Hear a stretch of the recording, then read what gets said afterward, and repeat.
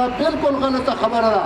د دې اثر به ټول په غریبانو خلکو وي، په عوامو به وي.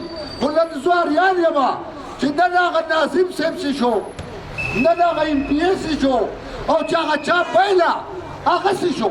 بس هغه پلار هم زما نه جاغت دی.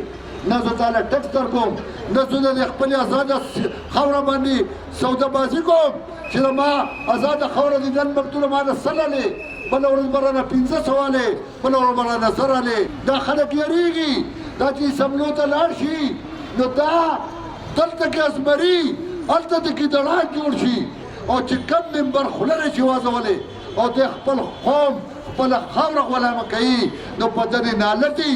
او زه د دې ایم پي اے صاحب ته وایم چې ایم پي اے صاحب دا وخت په ستا دونه نه وي، داسې ډېر حکومتونه په هوا راغلي او په هوا 15 کاله پس تللي دي، او خدای خبر چې ستاسو به لا کالي دوه به وي. خو لیکن د دې قام سره ودرېږه، د دې قام خبره وکړه، دې قام له به تو بیا راځې او د دې قام په خپو به پرېوځئ چې ما له ووټ راکړه. نو اوس هغه کردار وکړه، هغه کردار وکړه چې په دې قوم سخته ده. د دې بریکوټ ایم پي اے صاحب ته هم زه دا ویم چې لږه پښتو غیرت په ځان کې پیدا کړه او هغه ایم پي اګانو سره صلاح وکړه چې تاسو ولې هلته کې ستاسو نه دا ټکس نه لګي. نو وروڼو دله پکار دي چې دې د هغه ایم پي اګانو سره خبره حکومت پرویز خټک واده کړې وه نو د هغه وعدې د احترام وشي او موږ خلک دې بې ځایه نه تنګوي. او که چېرته هم زموږ له د پریکوټ بازار صدر او زموږ له د پریکوټ بازار کابینه او زموږ له تاجران د پریکوټ بازار دا داسې قسم څه کار وشو چې یا دا جیلونو ته لاړه یا په دوی زیاتې وشو یا په دوی ته داسې قسم حالات نو انشاءالله ایسی صاحبې ته هم زه وایم ټیمې ته هم زه وایم چې دوی دې داسې حالات نه پیدا کوي چې موږ مجبور شو او د ملکن ډویژن په سطح باندې د تاجرانو یو تاریخ شروع کړي. او بیا درته زه دا وایم دا لیسنسونه چې کوم دي دا دې واپس والي. نه موږ لیسنسونه جوړولو ته تیار یو، نه موږ لیسن دلته منو. دا پریزون ډویژن دی او دا خلک دې نه تنګوي. د دې نه به دونه لویه مسله جوړه شي چې دا به بیا یو تاریخ شروع شي په ملکن ډویژن کې سب چې مخکې شوي دي 6 جنوري پورې چې دا پل لوټه شي او دا خلک دې نه تنګوي. او که تنګوي نو د هغې نه پس به د ملکن ډویژن په سطح دا پوره تاجر برادرۍ د صدورو یو میټینګ کوو او په هغه میټینګ کې به بیا د شټر ډاون پایجام او دا سټیپونو په شکل کې به مونږ هړتالونو دغه ورکوو.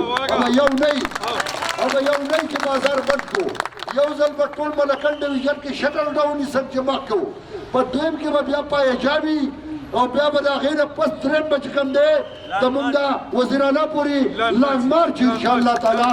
او دا مونږ واده کوو ستاسو سره چې انشاءالله یو سټیپ به زمونږ دی دا تاجر برادرۍ د میټینګ نه که دوی قنار نه شوه د دې ذمهواري به په ایسي صاحبي او په ټانک کمیټۍ په ټیمو باندې وایي. موږ به بیا میټینګ کال کوو د ډویژن په سطح او د هغې په سطح به موږ بیا 3 ټیم هړتال کال ورکوو او موږ ګورو چې څوک پک باندې ټیکس لګوي او زموږ آزاد حیثیت چیړي.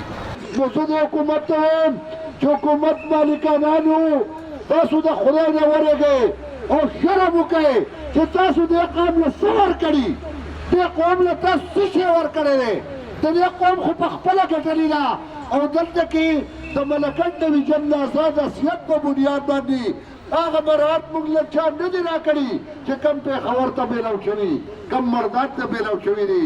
زما وروڼو حکومت هغه حکومت ټکس لګوي چې کوم حکومت یو دکاندار له 20 لکه 25 لکه 50 لکه روپۍ قرضه ورکړي چې وایي دا د حکومت ته طرف امداد دی او دا امداد دا به حکومت چې کوم دی تاسو به دې خپل کار روزګار روان کړئ. نو دا پیسې خو تا په مردان او په پېښور ورکړي او ما اوس غلامې. نو چې ما غلامې او ما له ټکسونه غواړئ الن کې ستاسو حکومت صوبایي په هغه وخت باندې د پرویز خټک ما سره چټۍ پرته ده چې ما مرکز ته چټه وکړه او ما مرکز ته دا خبره وکړه چې د 15 کالو لپاره به په ملکنډ ډویژن ټیکس نه امپلیمنټ کړي. زما وروڼو زه دا خبره کوم چې نن هغه وزیر اعلی صاحب د دې خاورې سړی دی، د دې ملکنډ ډویژن سړی دی. وزیر اعلی ته هم دا مشکلات معلوم دي چې بھائی دلته ټیکس ولګي نو دا غریب خلک به څه کوي؟ دا خو د بجلی بل نشي ورکولی، دا غریب خلک نن چې کوم دی د سوی ګیس بل نشي ورکولی، دا د ټلیفون بل نشي ورکولی، نو دی به د کور ټیکس څه ورکړي؟ دی به د دکان ټیکس ورکړي. نو وروڼو موږ له پکار دي چې موږ د اوښ نه کار والو، د جوش نه کار وانلو. زما وروڼو دا وړې خبرې نه دي. دا نن که تا ته وایي چې 300 روپۍ راکړه نو دا 300 روپۍ تا پېزواني کوي، 300 روپۍ نه دي. دا بیا به تو سړی ولرې چې مدعي څوک زما سره چې واده کړي چې 300 روپۍ دي. نو دا معلومه را ده چې دا ټول دوکهباز دي. دا د وخت خپل هغه علول زده کوي په خلکو باندې.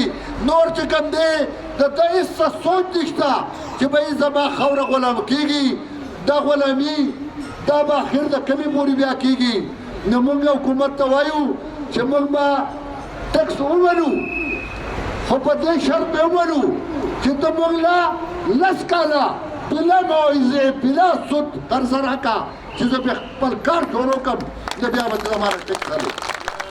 په دنیا کې که ته وګورې په برطانیا امریکا په نوره دنیا کې که وګورې نو هلته ټیکس خلک ورکوي، خو ټیکس دپاره حکومت تاله مراعات تاله پیسې درکوي چې ته په خپلو خپو ودرېږې.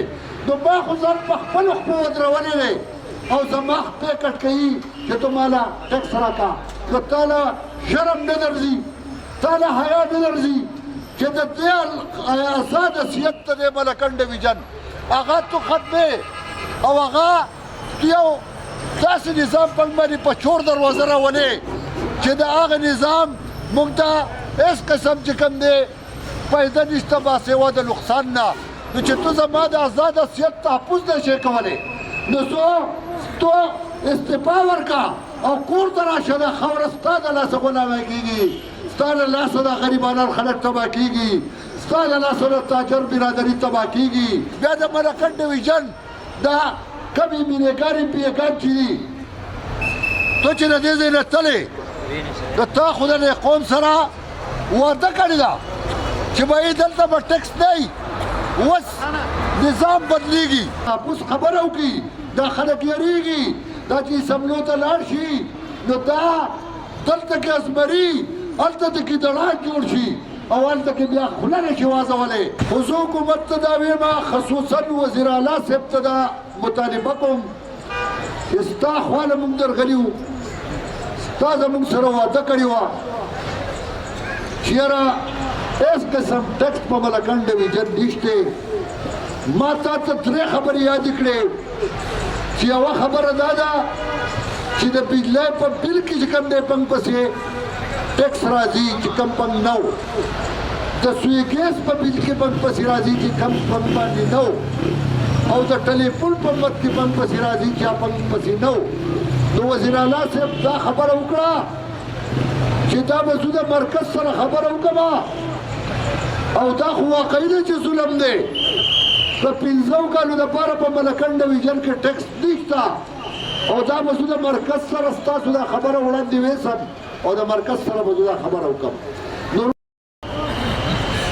ضلع نه الله رحم کړی او دا څنګه یو ارمان و یو امید و چې یاره زموږ د ملکنډ ډویژن نه دي وزیر اعلی جوړ شي. نو زه د حکومت دا احسان منم چې دا یې په موږ ملکنډ ډویژن احسان کړی چې وزیر اعلی د ملکنډ ډویژن نه اخیستی.